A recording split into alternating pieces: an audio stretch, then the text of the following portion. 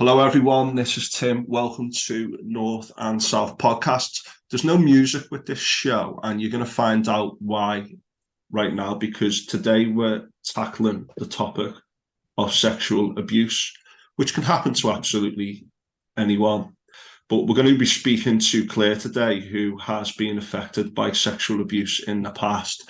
And when Claire first approached me, I thought, as a man, I felt a little bit, well, how should we do this? But Claire's going to read something that she's pre-prepared, and we've gone through it together. And then I'm going to ask some clarifying questions, and then we're going to provide some support and advice and possible charities at the end of the podcast that people may wish to go to if they want to find out more about this or to get further support. So I'm not going to have too much housekeeping at the start of this podcast in relation to podcast news, etc. I'm just going to get straight down to it, really, because I think it's an important issue and I don't want to deflect from that. And we'll have a little chat with Claire at the end about a few other things as well. So, Claire, you've been affected by sexual abuse in your past, and it's still an ongoing issue for you. We've actually got International Women's Day coming up quite soon. We're going to miss that in terms of releasing it, but we thought it was a good time to get this out there and to get this important issue out in the open.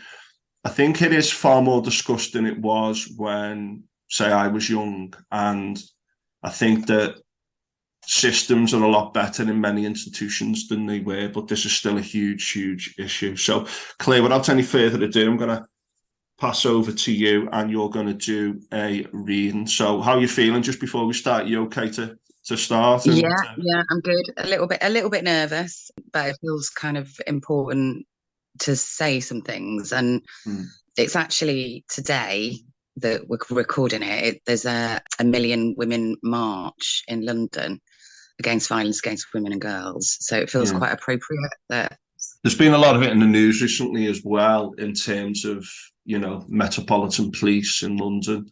And there's a lot of stuff like in Parliament, etc. There's been some issues with poor behaviour by people at the highest levels of government, etc. So this is still very much an ongoing and live issue. So we need to deal with this issue and get it out in the open far more. But you're right, there is a lot more in the news these days than there has been in the past to do with these kinds of issues. I mean, discussing it like in the police force is a big step forward. And again, you get a lot of reaction sometimes. You're like, oh, no, all police officers do that. And you're like, well, of course they don't. That's not what the issue is about. And that doesn't mean that we shouldn't discuss these important issues.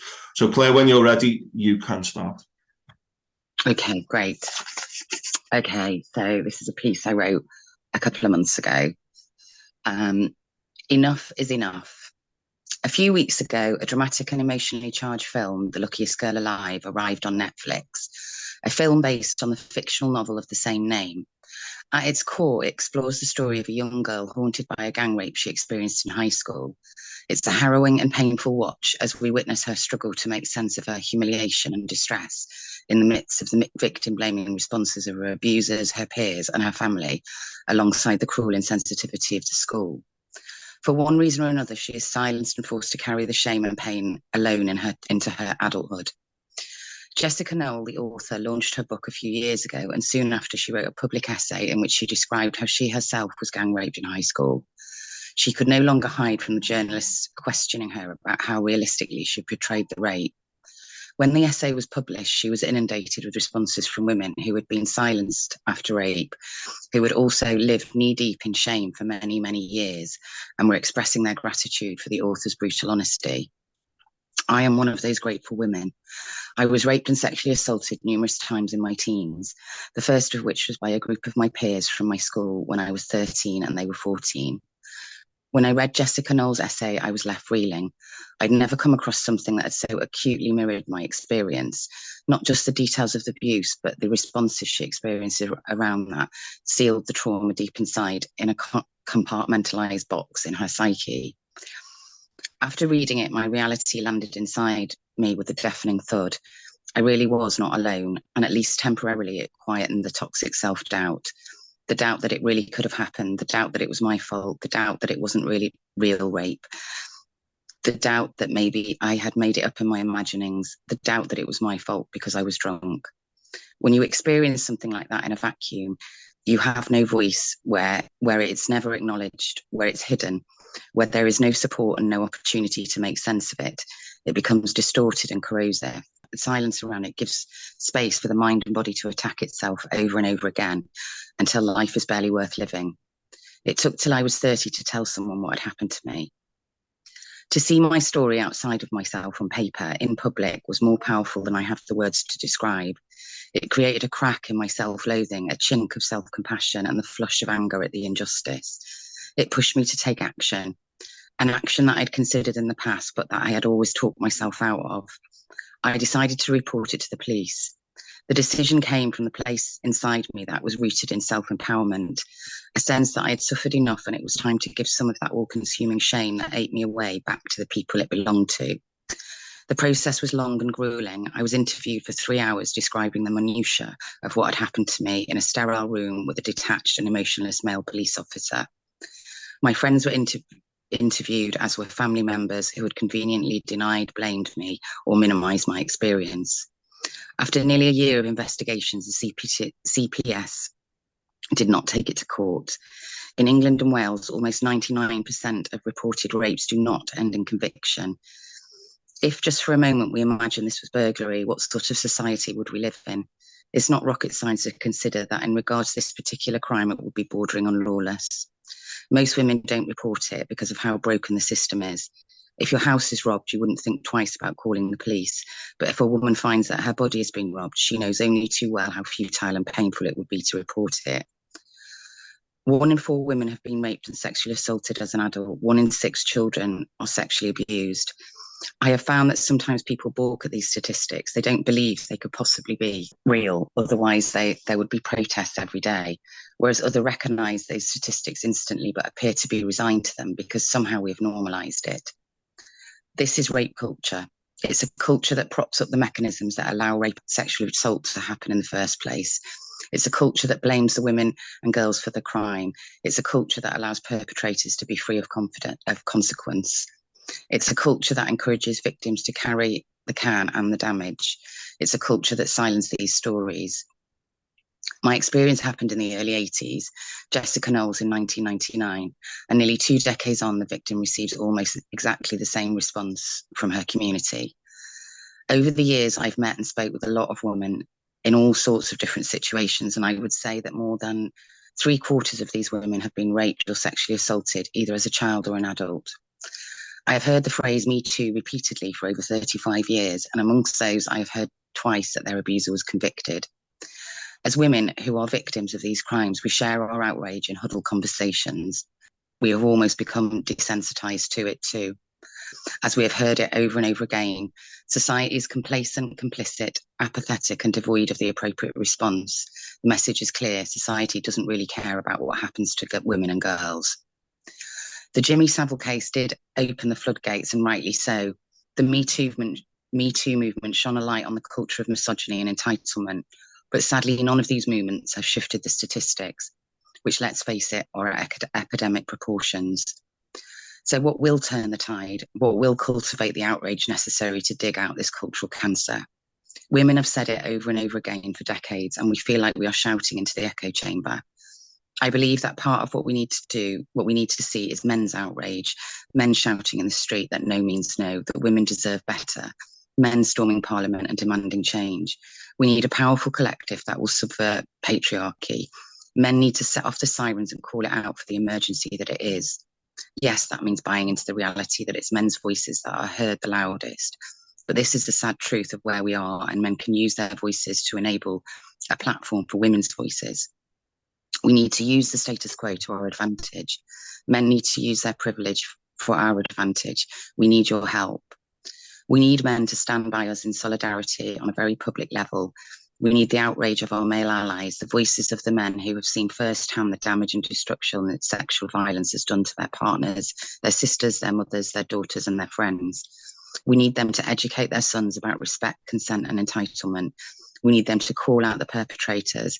We need to ask difficult and dark questions in our communities about why young boys think they're entitled to abuse and humiliate their female peers. We need to find the roots and drag it out. This is not a war we can no longer fight alone. We have tried. sexual violence hurts everyone, and everyone needs to be shouting from the rooftops that enough is enough. Thank you very much, Claire. And you sent me that article a couple of months ago, and I read it. It was very hard hitting. And you said you were thinking about, not going public, but doing a podcast about it because of International Women's Day coming up, and because this was something which had profoundly affected you, and it's something that you felt that you wanted to share with others, to help others as well. I think that was a big motivational factor as well. And we've spoken about it and said, what's the best way to do this? And I think you reading that was probably better than you responding to questions from me about what happened. And although some people might say that's more than just an account of what happened to you, it's like a bit of a manifesto. I think that a lot of people often say that, people often say, well, that's what happened, but what are we going to do about it? And I think you've quite clearly said what you think needs to be done about it. And you've passed a lot of that to men, because there's still a bit of a thing, isn't there? And we're going to talk about people like Andrew Tate in a minute, this idea of toxic masculinity. There's also an issue that many people think that if you're standing up for women's rights, or you are concerned about sexual abuse in the past, that you are somehow anti-man. And for me, that comes from people who are coming from a position of weakness, that they get easily upset that someone is saying something and saying, oh, that's anti-man. How can you say that? We're not all the same. No one is saying that. We're trying to get these issues out into the open. And this idea that anyone who raises these issues or says men need to take responsibility for these kinds of things, or men need to be proactive, is somehow anti-man, or, I just find that abhorrent, because if we applied that to everything, no one would say anything about anything. You know what I mean? We need to get these issues out into the open. And as you said, the Me Too movement, Jimmy Savile in this country, and then the other issues with like institutional abuse, which has come to light in recent years, even in things like the Catholic Church. I watched a film recently, By the Grace of God, a French film about abuse in the French church, and it's just so deeply rooted. And people say, oh yeah, things are better now, etc. They're not. There's a lot of, things may have changed in certain ways that are a lot better, but this is a big ongoing issue. The other thing a lot of people say is, oh, these things happened long ago, etc., and statute of limitations and all this stuff. But what would you say to people who would say to you that you need to let it go? How would you respond to someone who says, oh, these things in the past, you shouldn't be digging them up? I think that's it's very easy to kind of say that, and it's when kind of sort of abuse and assault happens, it has like a huge sort of impact that is ongoing, and I know that sometimes that's difficult for people to understand, because it's like your nervous system has been impacted by it. You end up with a kind of very sort of deep rooted sort of shame, and it's shame of yourself and shame of who you are, and it sort of impacts how to be sort of intimate. And I know for me, like, I had that sort of combination, which I know again is very common, where those things happen and then it's denied or it's ignored or you don't get any support for it. And then that, like I was saying in the piece of writing, it becomes like something that you can never really make any sense of, and it really distorts your sense of who you are and what's right and wrong as well. Do you know what I mean? Like, I think it can set you up then to sort of experience, get sort of to more abuse, because you don't recognize what is right and what's wrong, because it sort of becomes horribly familiar. I think the impact is very sort of deep, so it does stay with you and it does come up, and it doesn't go away. Yeah. This might sound like a leading question, but you're not looking for vengeance with this, are you? You're looking for justice. yeah, I think I'm looking for change, like it's kind of, my story is my story, but it's kind of, it's not an unfamiliar story. And I think that that's what I'm trying to say. This is not, this is quite common, these sort of things that happen to girls and women. And, you saying something like before about people think that there's change. And I think what's happened is that on the surface, sort of women are, there's a lot more equality, in terms of sort of the Discrimination Act and in terms of kind of opportunities for women. We've moved on massively, from where we were 100 years ago. But these statistics and this violence and this abuse has not changed. And I have concerns it's getting worse. So it's kind of what's going on in our society, that on the surface it's all looking good, but underneath there's this stuff that's sort of insidious. And so what are our attitudes towards women really? Do you know what I mean? And that needs to be kind of brought out. So, it's like you say, it's like it's pointless just sort of saying, oh yeah, but you've got equality now and you've got, and it's like, well, clearly we haven't. And I'm not saying that abuse doesn't happen to men and boys as well, but the majority and the statistics are at epidemic proportions for women and girls. And sorry, I'll go slight off one here, but there was something called Everyone's Invited, a website that went up last year sometime, and the women who'd organised it had basically opened up this website for young girls in school, sort of school age and kids really, to put their experiences of sort of harassment or abuse onto this website. And literally they were so overwhelmed they kind of had to stop the stories coming through. And I remember hearing at the time the police chief saying, this is an epidemic. And I was like, thank you, this is what we need to be saying. It is an epidemic, and it's an epidemic that's ignored mostly. And if it's happening in schools and you've got that website that can't actually cope with the amount of stories that are coming out, then it's certainly not going away. It's happening to, our kids. Yeah. And also, this is in a society where you feel like technically and theoretically a democratic society with equalities legislation, with safeguarding far more widespread than it used to be. And yet you've got this thing going on almost hidden in plain sight. We've also had some quite shocking statistics about people in government, MPs, the number of MPs who've been investigated for sexual, not necessarily sexual assault, but behaviour which is very concerning in terms of how they speak to women, etc., and also other men.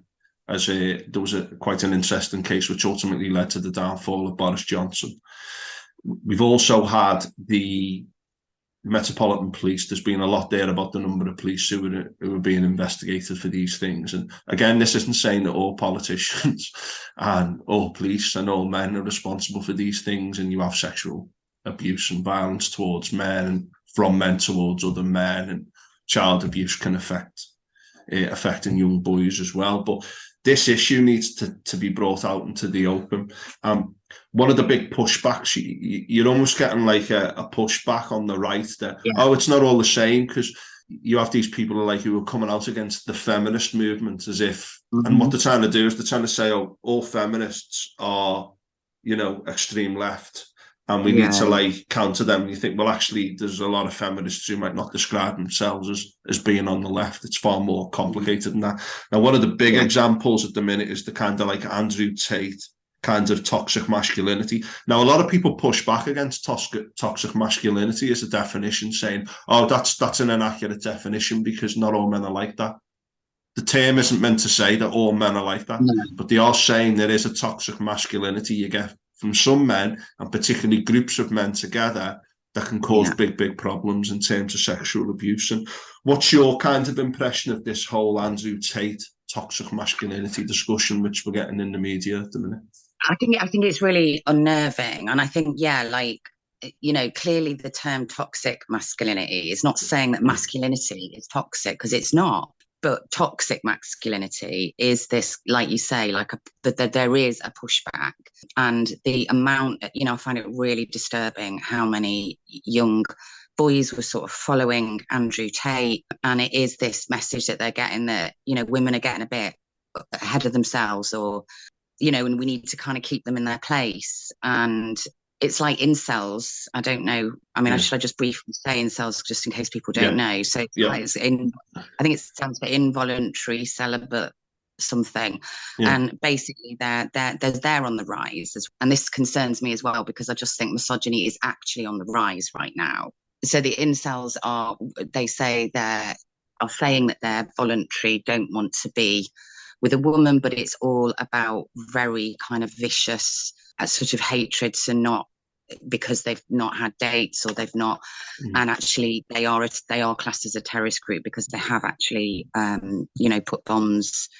I can't remember the actual details, but people have been killed, in America. And again, that's it's all part of this push back against not wanting women to, they wanting the sort of power, or boys being given the message that that's how that's their right to treat girls, and just excuse me if I go off on little tangents, but again, like what happened to me with those boys when I was a kid is exactly what that's exactly toxic masculinity. When boys get together, it's more like, I had this conversation with somebody a while ago, and I was quite surprised by what this person said, but it made me think, actually, I think there's still an idea that it's that sort of rape and sexual abuse and assault is like boys that just can't control their sexuality.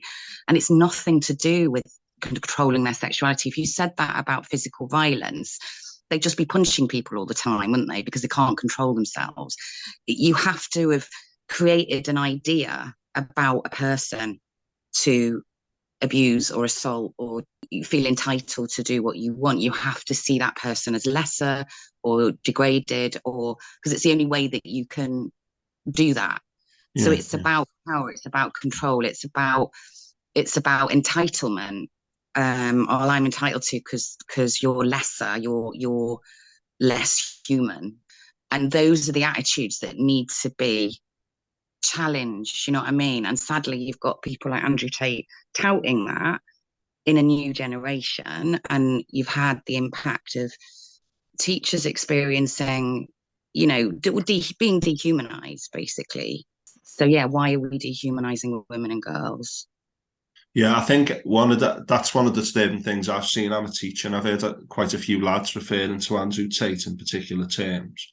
It's worrying because social media is leading to the spread of these things now, which maybe were always there, but they couldn't really get galvanized and gain momentum. I mean, anyone can go on the internet and go on incel websites and access extremist content if they want online. And we all know that the social media companies often take a very laid back attitude to these kinds of things as well. But that's another story. But I think what you've mentioned there is that toxic masculinity and issues with masculinity, you can call it whatever you want, but the fact is there's a real issue here with men behaving badly and causing problems and treating women in a particular way.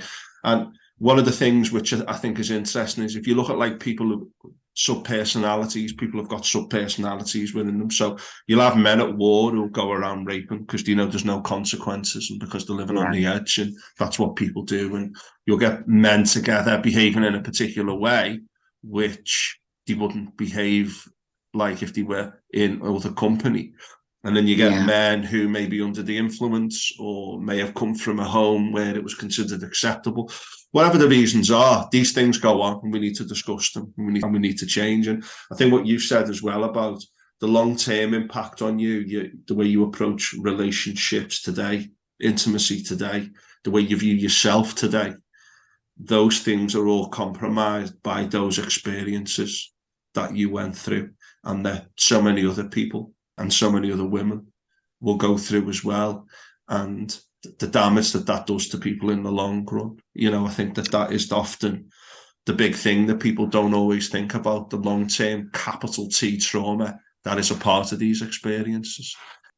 I was just gonna say that, yeah, like I think that that is something that, yeah, it's kind of the person who has the trauma, but and this is why it's kind of, this isn't just about women, this is a humanity problem, you know, because it's the impact that then that has on other people, on the men in those women's lives. Do you know what I mean? Mm, Like I heard a story the other day, and it was just heartbreaking, and it was kind of this person that their sister had committed suicide after experiencing abuse from their father, but the impact, the long-term impact that that had on that man, do you know what I mean, who as a human being, like, has been quite destroyed by that themselves, so that the far-reaching consequences are much bigger than just the experience of the woman. You know, it's like, you know, the impact that that has on your ability to parent, your friendships, your, you know, this is a humanity problem, not a woman problem. And I'm really tired of it being ignored. And I'm just sorry, I'm just going to say this, but I think the statistics for women that are killed by domestic violence is 3 a week. And in mm, the pandemic, that rose quite significantly. Not one person was out marching. Not one person. Do you know what do you get what I mean? I just yeah, think, like, do, yeah, do, do those women just not matter? mm. Why are we just shoving it away all the time? And sorry, I get very impassioned about it because I feel like, you know, what you said before, you know, it's hidden in plain sight, Mm, and there's such apathy, mm. really. I think it's almost woven into the social fabric, isn't it? I mean, if you look at the history of it's only, I think it was only in 1991 that the marital rape was made Yeah, a crime for the first time. You've got a lot of I mean, we're just focusing on Britain here, which is a relatively yeah, enlightened country. You know, if we look at the yeah, global perspective, if you look at the history of the equalities law and equalities legislation, and also in relation to things like domestic violence and rape, police forces with all the cuts, austerity, the lack of resources, it becomes is another rape case. You know, these things go on for so long. You've got to do all these interviews. There's no evidence, and it's one person's word against another's.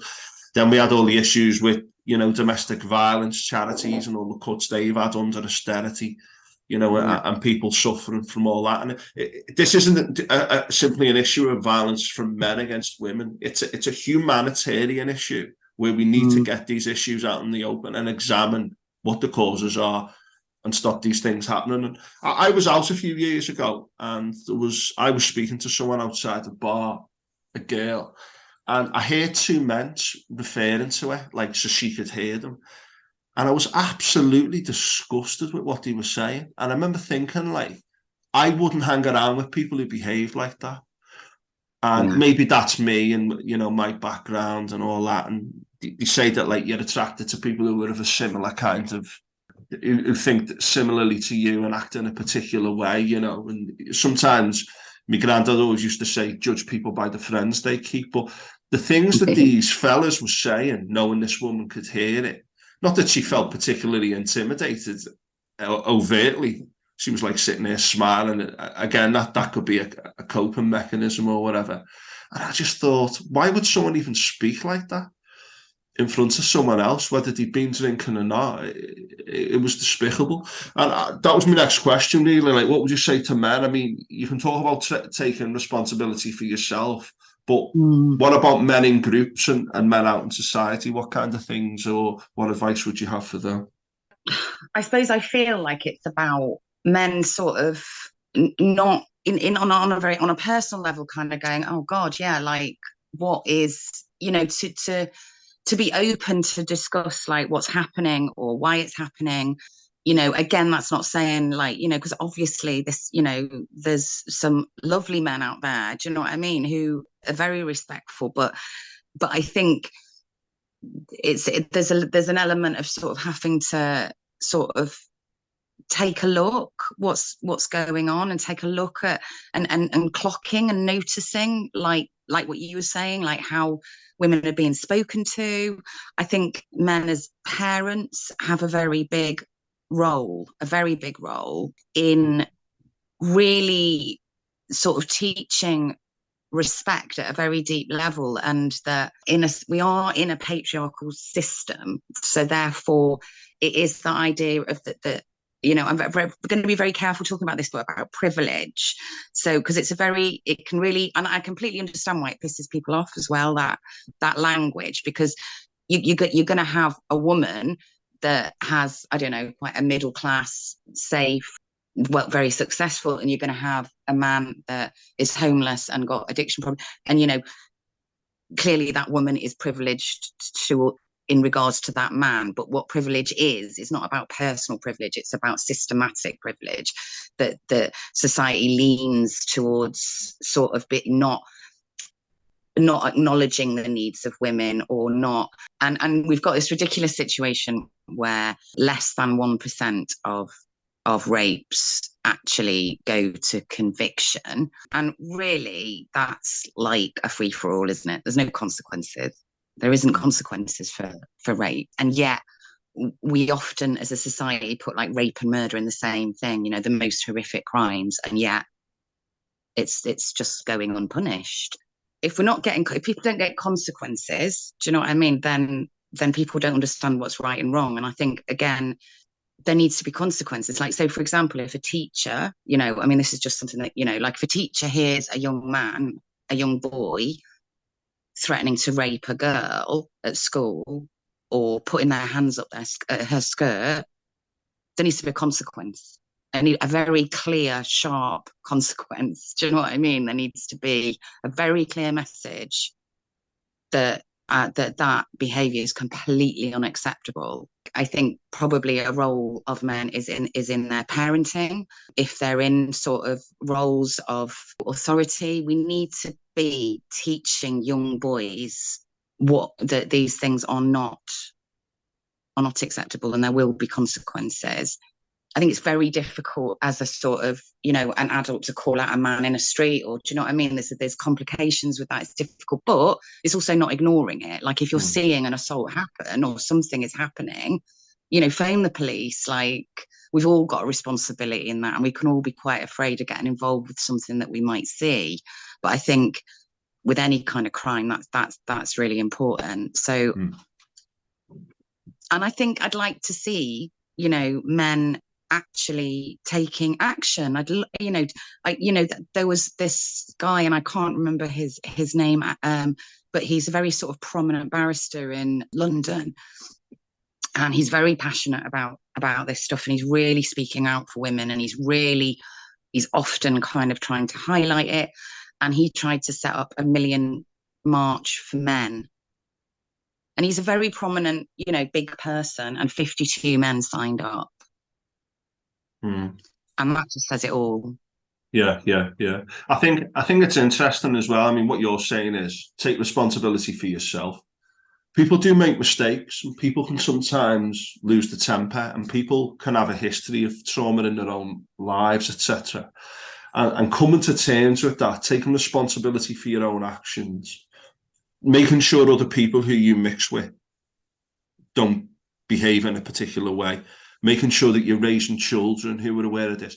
I do say that the school system, certainly some of the stuff I've done in school as a teacher in PSHE, is a lot better than it used to be, particularly a lot of this stuff to do with like the use of phones and technology now, which is a minefield, which is like young children below the age of consent sharing pictures and all this kind of stuff, which is something that, obviously didn't exist 20, 30 years ago. There's a lot more education about this stuff to do with consent, etc. And there's going to be times in people's lives where they find themselves in someone's house or at a party or whatever, or under the influence. And it's about when those things happen, about making sure that you've got your wits about you, that you know what's going on, that you know what's right and wrong, etc., and you know what's acceptable or not. But I think also the people you're with, those people, if you see something which isn't right, calling it out. And I think the systemic stuff you said as well. And I remember John Bercow, going to see John Bercow, the former Speaker of the House of Commons, giving a speech. And he said that when he took over as the Speaker, they had a shooting lobby in Westminster, but they did not have a crash. And again, who's to say that Yeah. raising raising children is a woman's issue when there's nothing biological to say that it shouldn't be 50-50 or whatever. But we all know how these things are presented and how these things happen. And I think I was listening to a podcast with Stella Creasy the other day, and they were talking about like people going into the house and breastfeeding in there, and people looking over and saying, what's going on over there, that kind of ridiculous mentality. And that's coming from the very highest levels of government. And you can talk about the glass ceiling and men dominate the top levels of governments and CEOs, etc., and then, oh, it's getting better. There's a big debate about like Margaret Thatcher. You hear people saying, oh yeah, Margaret Thatcher, Theresa May, you're like, fantastic that you've got women at the head of government. And at one level, that's right. And you're thinking, well, yeah, but they're very much doing that very traditional female kind of character in a male dominated system, and almost being quite masculine in the way that they go about things. And again, I was listening to this podcast the other day, and he said, oh, why don't you get like a female leader of the Labour Party or an ethnic minority? And I thought to myself, like, it's much easier to be female and from an ethnic minority and become Conservative Prime Minister because, oh yeah, they're one of ours, they're not woke or whatever the hell that means. But if we had a woman like Angela Rayner, for example, who's a working class girl from a working class background, who was the deputy leader of the Labour Party, if she became Prime Minister or Deputy Prime Minister, the right-wing media would absolutely go after her and destroy her, like they did over when she was like wearing a skirt in Parliament not long ago. And if there was an ethnic minority member of Parliament who reached the higher echelons in a progressive party, they would again be considered someone who just isn't traditional British. Do you know what I mean? And it happens all the time. All these things. This all underpins this idea of this traditional way that we do things. And the statistics you said earlier, I mean, it's absolutely shocking. This is at the highest levels of government, this kind of behaviour. And even if it's not directly to do with gender, a lot of it, all these things overlap, don't they? I think that they were looking at the rates of domestic violence after like Everton, Liverpool derbies and Rangers, Celtic derbies go through the roof. And you're thinking, if people are going to behave like that, then they need to get rid of the football. I mean, Rangers and Celtic can't even have a game of football unless it's at like 11:30 in the morning.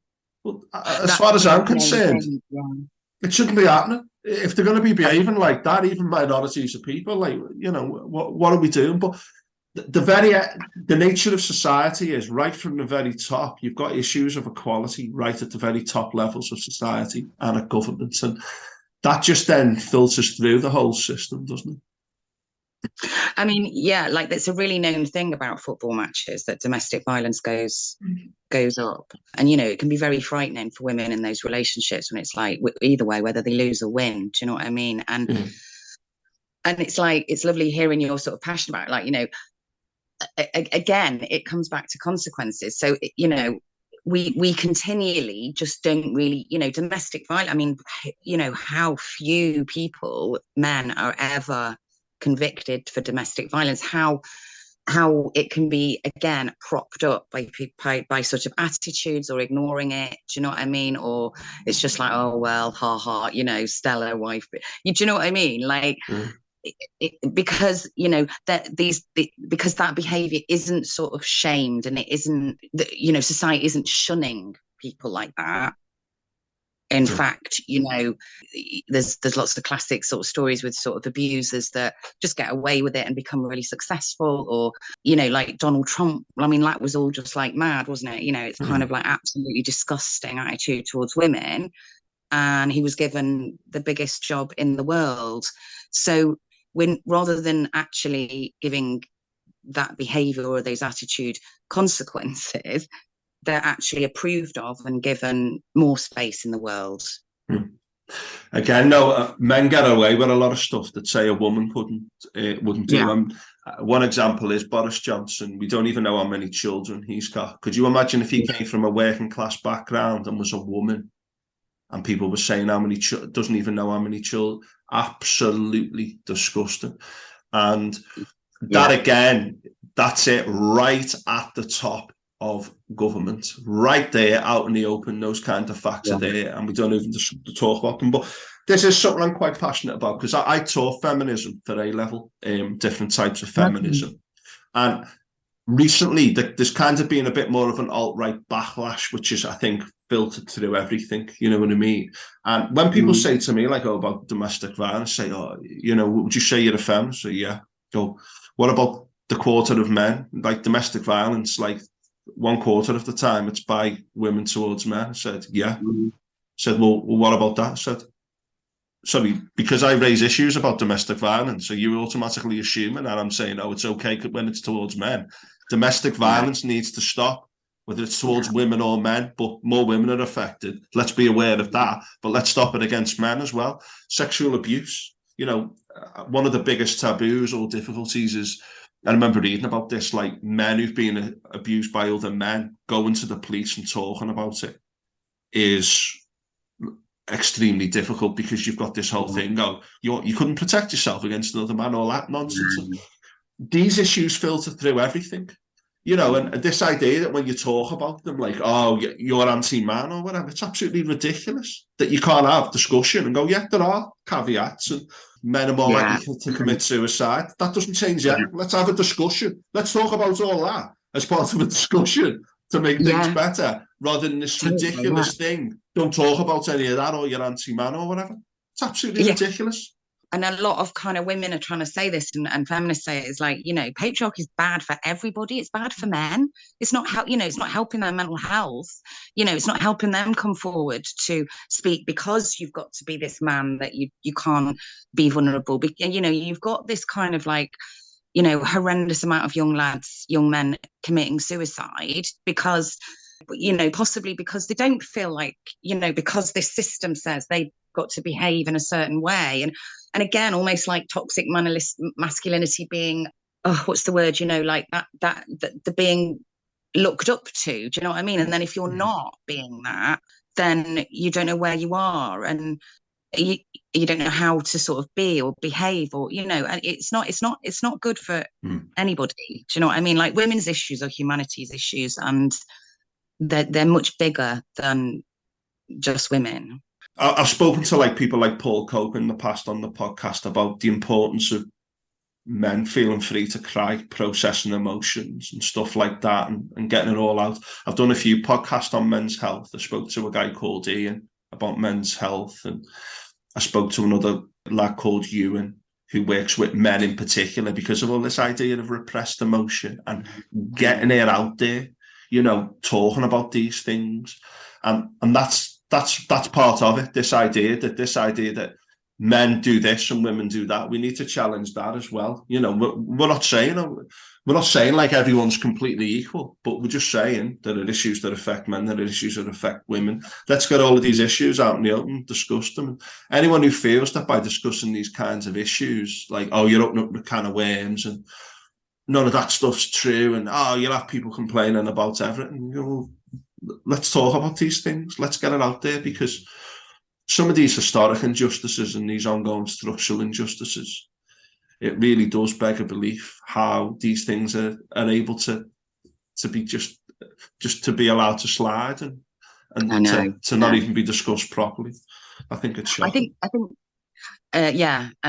enabling, that's probably the word I was sort of looking for, how some of these behaviors are enabled by the systems and by people, and how we just kind of, you know, I mean, this is sort of a slightish, but I think it was something I wanted to say about being a mother to a daughter, you know, with my personal experiences and my fear of what she may experience. Do you know what I mean? Like, for example, I've been having these issues with her recently. I mean, she's 12, nearly 13, and she's kind of taller than me, and she's a very, very strong girl. You know, like, she's got a very strong character. She's very confident. And we've had this discussion about her wanting to walk to drama at 5:30 in the evening in the winter, and me going, no, not while it's dark, and her having these massive kickoffs and going, you don't trust me. You know, I can take care of myself. I can walk there myself. And it's like, I'm really conscious of this lane she has to walk down that's like really not very well lit. There's hardly anybody there. And I know that she doesn't understand what I'm frightened of. And I don't want to tell her what I'm frightened of. Do you know what I mean? But it's kind of, it becomes very kind of, because she's just kind of like, yeah, no, I'll just fend someone off if they come near me. And it's kind of like, you know, and you know, she's been saying recently, I don't, you know, I don't like school or whatever, and she wants to go to a mixed school. She's in a girls' school, and yeah, I have this like, you know, her school is far from perfect, but I'm also like, I don't really want her to go to a mixed school where girls will put their hand, boys will put their hand up her skirt or pull her pants down or all the horrible stuff that can go on, especially in this climate where you've got Andrew Tate and, you know, those kind of influences. And I think it's just so sad that I question her, how do I tell her this stuff goes on without completely destroying her sort of positivity about, and you know, but also like, you know, her needing to be aware that this stuff happens and that it needs to be called out, and she needs to tell me if anything goes, you know. And I have talked to her over, even when she was very little, you know, I would say, like, if anyone touches you, what do? You growl, you know, like, but yeah, it's just, it's terribly sad. Like, you sort of have to have these conversations, you know. Yeah. I think, you know, male or female, you need to have those discussions with people. Like the Yeah. idea of, if ever anything happens or you're in a, call me, I'll come and get you, know, that kind of thing that people do. But the walking down the street's a great point, because when you say, oh, you know, women don't feel safe out in society, and then someone goes, men are more likely to be attacked. It's just, it's that stupid binary, is like kind of retaliation. You go, well, yeah, men may be more likely to be attacked because male, you know, that competitive thing, etc. But when a woman is attacked, there's often an imbalance of, you know, ability to defend oneself, etc., etc. And that's part of that debate. And it's when debates are closed down with these like counterpoints, and you're like, good, yeah, let's include that, let's factor that in, let's talk about that. What can we do about that? But how can we still be open and address these issues? Because there's a lot of stuff that goes on, and a lot of it doesn't get media coverage, or you get like a few things, don't you? Like, we all know about the like 1% rape conviction thing, and you hear about that and you read about that, and then go, well, what are we going to do to change that? And then, you know, a few years later, you're hearing the same kind of thing. And then you get the police force is told, or the police are told, right, you need to do this, this, and this. And, you know, they're getting cut to the bone, and they're thinking, oh, you know, we've done this and this. There's a few cosmetic changes, but we need fundamental change with these things. And I think what you've done today, coming on and speaking and just saying basically that so much of this goes on, even if it hasn't affected you directly, it will have definitely affected you indirectly through your relations with people. The number of women I've spoken to through the years who have told me, not necessarily people really, really close to me, by the way, who've mentioned something like this to me, and you go, you know, this is a minefield. This is a minefield. And we need to shine a light on it. We certainly need to shine a much stronger light on these things and think about how we can do things better and make it a priority. Make it a priority. Yeah. I mean, you know, I'm 50 this year, and I just feel like the amount of women that I've met over the years in all sorts of different situations. You know, I've met a lot of women in different scenarios, and it's just over and over and over again. And even I get desensitized to it, because it's kind of, you know, you just go, yeah, I know, yeah, I've been there too. Yeah. It's not an easy thing to carry with you. It's not an easy thing to carry with you, because we know it's one of the big things that impacts on people long term, as we alluded to earlier. But Claire, I just want to say, if you know, is there anything else you want to add? I just want to say how brave you've been today, coming on and sharing what you shared with us, and being part of this debate. And although I asked a few questions of you and said I'm going to ask you a few questions, and I've done a few things, and also I've done a few things like coming in from a bit more of a male perspective as well. I hope you've been okay with that. But is there anything else that you want to add? I think I feel like I've been able to say quite a lot of what I wanted to say. So So yeah, I, thank you. no, it is. I think it's been difficult for you. It's been difficult for me, particularly at the start. I might do that intro again, and I might leave this in. The fact that I found it difficult to talk about it.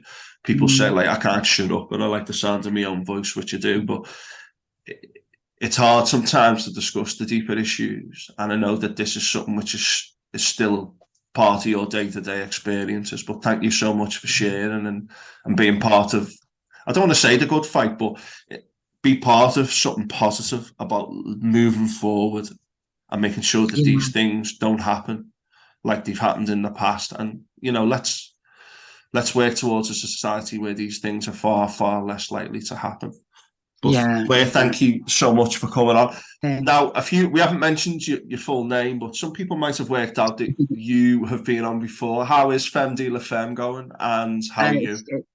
Yeah, Femme de la Femme's going amazing. It's we've got so I'm going to be running a couple of workshops, like find your funny workshops for women that are kind of about just playing and having fun, and no pressure, just it's sort of exploring, being silly, and finding your funny voice and your funny stories.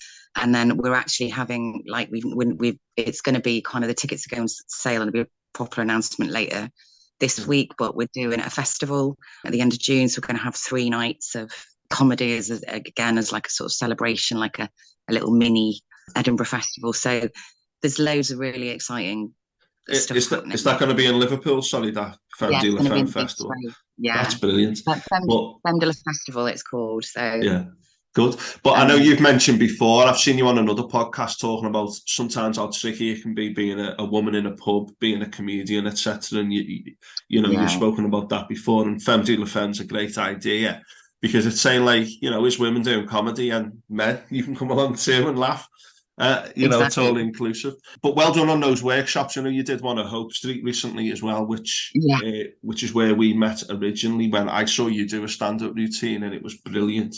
And you've also, like myself, going down a bit of a neurodiversity journey. How are you at the moment with that, with the ADHD thing? Is that an ongoing thing in your life? Any It is an developments? ongoing thing. Like keeping like focus is Yeah, just an ongoing like battle. And yeah, yeah, so just like writing lots of lists and charts and hoping I can actually stick with yeah. stick with the plan. But yeah. Brilliant. Claire, thank you so much for your time on a Saturday evening, and thanks for being so honest and frank. We'll put notes in, or we'll put some details in the notes relating to charities and advice and helplines that people may Yeah. wish to go to. And also, we'll put some details about Femme de la Femme as well. But thank you so much for your time. Thank you Yeah. very much for your honesty, frankness, and for being so brave. And I hope people out there who are listening to this will take this story, apply it to their own lives, and hopefully we can move forward into a better society where these things happen far less. So thank you so much. Thank you, Tim.